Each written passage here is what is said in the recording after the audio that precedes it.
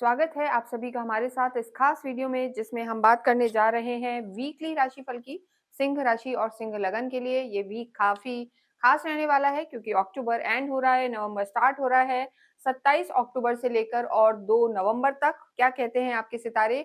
देखिए, जब भी वीकली राशिफल की बात करते हैं तो मून बहुत ज्यादा इंपॉर्टेंट है और मून इस पूरे ही वीक में धनु में रहेगा, मकर में, कुंभ में और लास्ट डे वो रहेगा मीन में। तो देखिए, सिंह राशि वालों के लिए लास्ट डे जो चंद्रमा की स्थिति है वो उनके अष्टम में रहेगी। और जब भी चंद्रमा गोचर में या हम नॉर्मल भी कहते हैं चौथे, आठवें या 12वें घर में होते हैं तो बहुत शुभ परिणाम देने वाले नहीं होते हैं। तो ऐसी स्थिति में आपको कुछ चीजों का ध्यान रहेगा और ओवर थिंकिंग को तो आपको बहुत कंट्रोल करना होगा। साथ ही इस वीक में जो मंगल हैं वो भी स्वग्रही रहेंगे और आपके चौथे घर में रहेंगे, तो मान के चलें कि सुख सुविधाएं घर में बढ़ने वाली हैं। घर में कोई ना कोई ऐसे योग बनेंगे, या तो नया प्रॉपर्टी के योग बन सकते हैं, रेनोवेशन हो सकता है, वाहन के योग बन सकते हैं, तो वो लाभ के योग है। साथ में कार्य क्षेत्र में भी प्रगति यहाँ पर नजर आ रही है। तो किस तरीके से किन चीजों का ध्यान रखना है हम आपको बताएंगे। आपकी चार्ट की बात करें तो फर्स्ट हाउस में केतु है। देखिए, इस वीक में एक और प्लैनेट अपना स्थान परिवर्तन करेंगे, शुक्र, जो नीच के होके चल रहे हैं, आपके धन भाव में चल रहे थे, नीचत्व छोड़ के वो प्रवेश करेंगे अपनी मूल त्रिकोण राशि में। तो शुक्र की स्थिति भी यहाँ पर बेहतर होगी। शुक्र आपके थर्ड हाउस में आ जाएंगे, सूर्य नीच के हैं और मंगल हमने बताया स्वग्रही होंगे।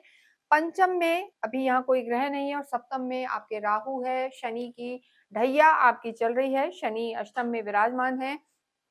और जो गुरु हैं वो उनकी स्थिति इस समय आपके 12वें भाव में है, लेकिन उच्च के हैं। लेकिन स्व जो गुरु की स्थिति है, गुरु की पंचम दृष्टि आपके अगेन सुख भाव में है, जहां मंगल विराजमान है। तो यहाँ पर आपके सुख भाव में वृद्धि होगी और डेफिनेटली आपको कार्य में भी लाभ होगा और प्रॉपर्टी भी यहाँ पर बढ़ने वाली है। सबसे पहले हम बात करेंगे इस वीक में आपका स्वास्थ्य कैसा रहने वाला है।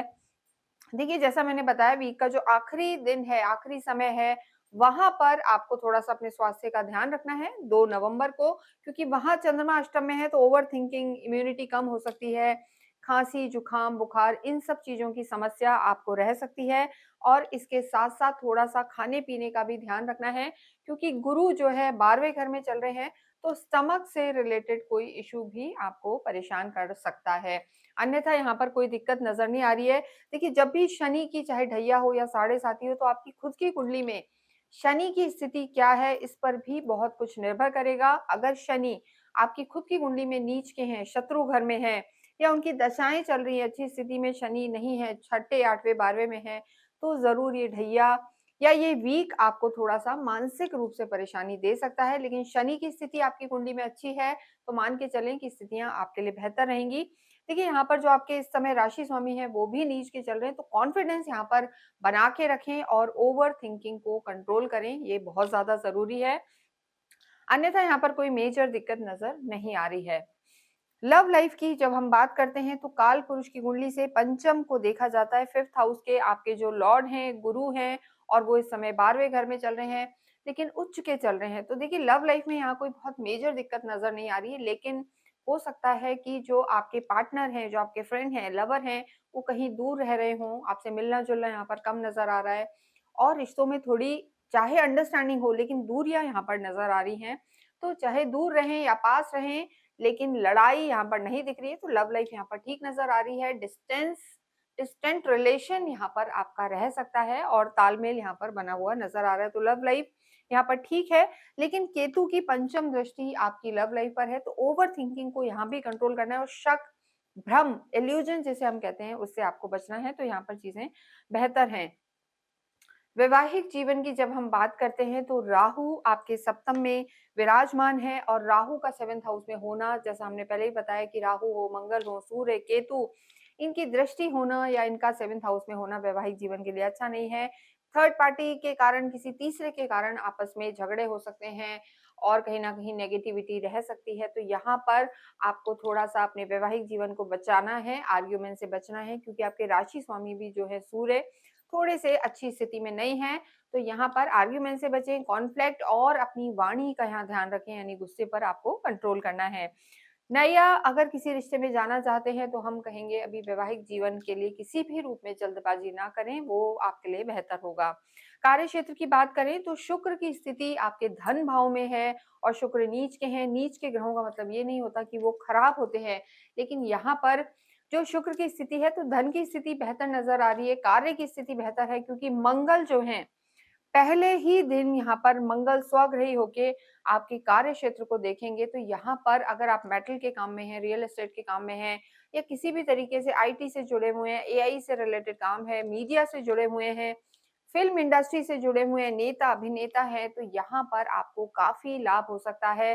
कम्युनिकेशन के काम में भी हैं, तो भी लाभ हो सकता है क्योंकि शुक्र, मंगल और गुरु की स्थिति यहाँ पर ऐसी है कि धन कमाने के पूरे-पूरे योग हैं। तो कार्य क्षेत्र यहाँ अच्छा नज़र आ रहा है, लेकिन जैसे-जैसे वीक आगे बढ़ेगा, अंत में एंड ऑफ द डे आपको थोड़ा-सा पब्लिक डीलिंग जिसे हम कहते हैं या पैसों के लेन-देन में आपको थोड़ा-सा ध्यान रखने की ज़रूरत है। तो आपकी चीज़ें बेहतर होती हुई नज़र आ रही हैं। अन्यथा अगर सरकारी किसी काम से जुड़े हुए हैं, सरकारी क्षेत्र में कार्य करते हैं, गवर्नमेंट जॉब है, तो यहाँ पर आपको सतर्कता इस वीक में रखने की ज़रूरत है और उसके साथ-साथ कोई भी डॉक्यूमेंट अगर आप साइन करें, तो वहाँ भी थोड़ा-सा केयरफुल रहें। वहाँ डिफेम, अपयश का सामना आपको करना पड़ सकता है। विद्यार्थियों की स्थिति बेहतर है, फ़ोकस्ड रहें, तो रिज़ल्ट्स अच्छे हैं और हायर एजुकेशन के लिए आप बहुत लंबे समय से अगर ट्राई कर रहे हैं, विदेशों में जाके पढ़ना है या दूर जाके पढ़ना है, तो वो सफलता यहाँ पर मिल सकती है। देखिए, आपके जो भाग्येश हैं, मंगल हैं और मंगल का स्वग्रही होना यहाँ पर इस वीक में जो आपका भाग्य है, पूरा-पूरा साथ देगा। देखिए, मंगल आपके भाग्य के लॉर्ड हैं और उसके साथ-साथ आपके सुख भाव के भी स्वामी हैं। तो यहाँ पर धन, सुख, समृद्धि, प्रॉपर्टी के लाभ, वाहन सब कुछ आपको मिलने वाले हैं। तो सिंह राशि, सिंह लगन के लिए भाग्य पूरा-पूरा साथ देगा, लंबे समय से कोई कार्य अटके हुए थे, वो भी पूरे होंगे और देखिए अध्यात्म और ज्ञान भी यहाँ बढ़ेगा क्योंकि जो धर्म, ज्ञान, अध्यात्म के प्लैनेट हैं, उच्च के होके आपके मोक्ष के स्थान पर हैं, तो ज़रूर से यहाँ पर धार्मिक यात्राएँ भी होती हुई नज़र आ रही है, घर में भी मांगलिक कार्य होंगे, तो स्थितियाँ सिंह राशि के लिए बेहतर हैं, लेकिन यहाँ पर्सनल लाइफ को आपको सँभालना है, वैवाहिक जीवन में आप थोड़ा-सा सोच समझ कर चलें और धैर्य रखें, जल्दबाजी ना करें और गुस्से पर कंट्रोल करें, तो ये वीक आपके लिए बहुत-बहुत अच्छा रहने वाला है।